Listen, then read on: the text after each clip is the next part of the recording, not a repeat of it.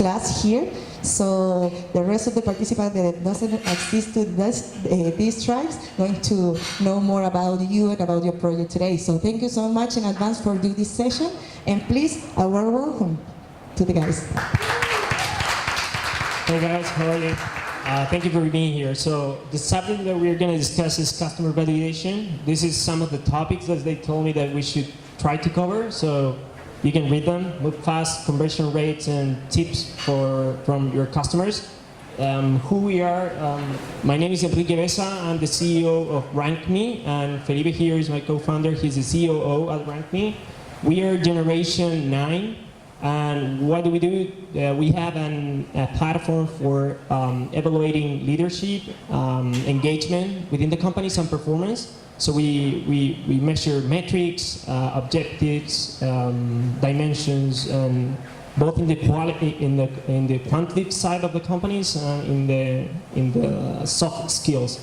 Today we have 35 clients. We started here with nothing, and we learn a lot on the way. We have 15 employees. We have operations here in Chile, some customers in Colombia and Mexico, and we're adding more or less like 5 clients a month. So it's been quite a journey, and I'm going to tell you a little bit about it. So everything in sales is really tricky. So, sorry, I'm going to be giving the talk, and then Felipe is going to join us in the Q&A.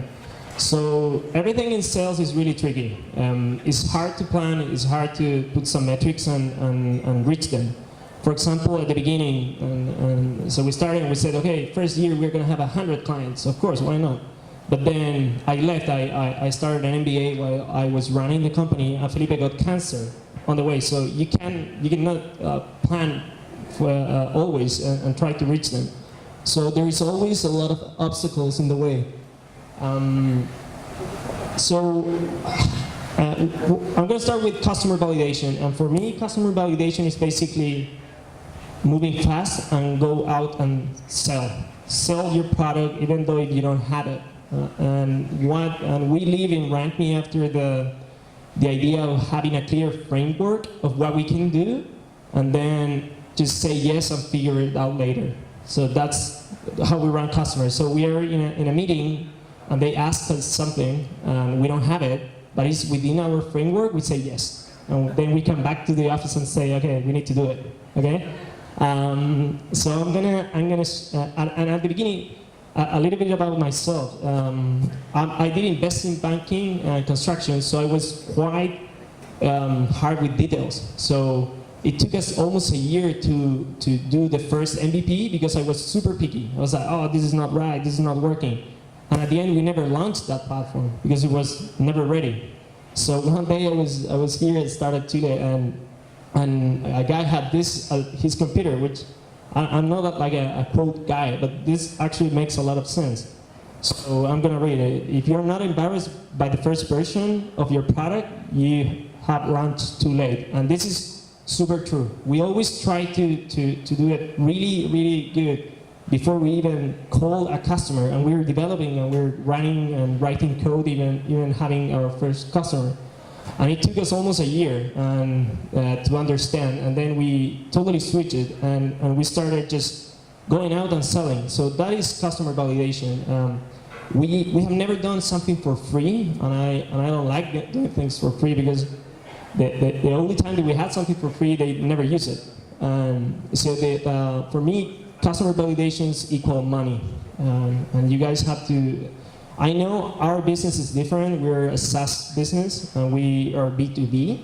Maybe sometimes when you're in the B2C, it's super different. I'm talking about from my perspective, because when you have a B2C product, you might have to give it up for free and then figure out how you're going to win money. So just to take our company as an example of what I'm saying. So this was quite useful. So after we read this, I'm going to show you. Today we have an awesome platform. Of course, it has a lot of like bugs and things. And yesterday we received an email from a client with 30 errors, like bugs, problems, etc., etc. And at the end it says, you know, guys, like the platform is awesome. It had a lot of problems, but everything kind of overall, everything kind of even with the customer service that you guys give us. So it's not all about the product. It's also the service that we give and being always talking to the people and with your customers. So you don't have to have the perfect product at the beginning. And I'm going to show you like the first slide and the first sale we did with one of our customers, so you guys get an idea of how liars we were. So they call us NX, which is a quite big company here in Chile, and they have a problem with leadership, and they want to have like this 9-box that today we have, and it's awesome. So we didn't have it, so I put it on a PowerPoint and said, yeah, of course we have, this is our software. So here you have the high performance people, and the idea was like quite good, but we didn't have it. And this is how the platform looks like. And we were presenting this, and it was a PowerPoint, and they got the idea. We were quite honest with them. We said, hey, we're developing this, it's gonna look like this, it's gonna be awesome, but we didn't have it. And they hired us, and it was quite a surprise. So by just having a PowerPoint, you can sell.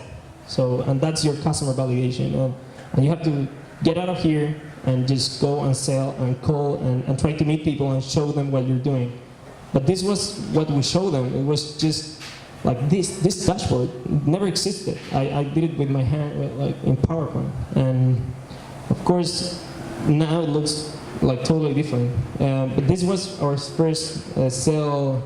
This was our first platform. It was PowerPoint, and it worked. So let me go back to the other one. So this is quite true. You have to be embarrassed of your product always, and keep trying.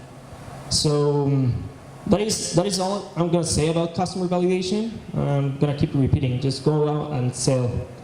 So I'm gonna jump into metrics and what do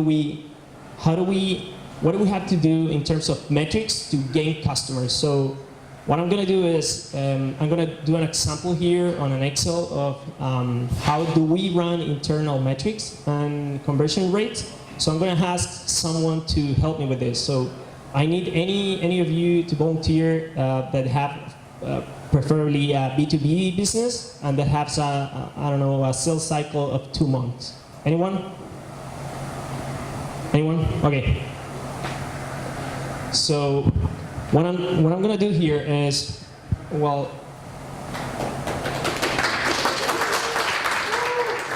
your name? Nicolas. Okay. So what we're going to do is, I'm going to ask you a couple of questions, and then I'm going to run the Excel and see what you should be doing now in terms of metrics to get your customers. So how many customers do you have now? Now we have around 5. 5, perfect. How many you want to get at the end of the year?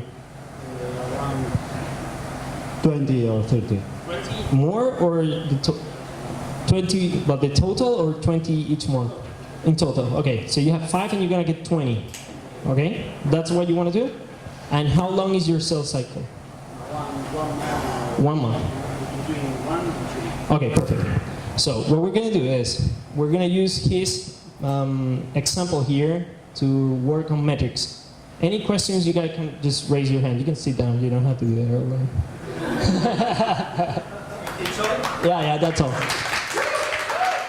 So, where I'm gonna, sorry about that. So can you guys say this? Yeah. So what I'm gonna do here, Felipe, can you hold me the microphone? So yeah, so this is what he does all day. He holds the microphone. Right? That's his job on operation. So the way it works and the way we do it in RankMe is not the only way to do it. Is you have month 1, then you have month 2, and we have 12 months. Okay. Okay, we're gonna, can you see it? Okay, perfect. So what we're gonna do is we're gonna add a little bit of details here. So total customers. Total customers. We have new customers. We have, so what I'm going to do here is show you the way we do it. So in order to get a customer, you need to send in a proposal. we don't sell online. We have, of course, the web page where they can reach us, but in terms for closing a deal, we always have to send a proposal. And to send a proposal, we have physical meetings. So we have a lot of impressions going on, website, marketing, inbound that we're starting now, cold calling, cold email, etc. So those are called impressions. Impressions turns into meetings, meetings turns into proposals, proposals into customers. So it's a long journey. So what we're gonna do is we're gonna play with the metrics here and see if we want to get customers, we need to send proposals. So this is number of proposals. And then we need number of meetings. And then number of impressions, okay? So if he has today 20 clients and he wants to get down till 20 in month 12, so he wants to get 15 total, 15 new clients. So we are gonna think, and he has a sales cycle of around 2 months. So what we're gonna do here is we're gonna divide this into by 10. So he should be getting 1.5 clients each month, okay? That is the number of new clients he should be getting. Okay? I'm gonna put this here. Okay, so I'm gonna use my metrics here, okay? So if I wanna get new clients and our ratio or our conversion rates from proposal to new customer is around 10%, okay? And then the number of meetings that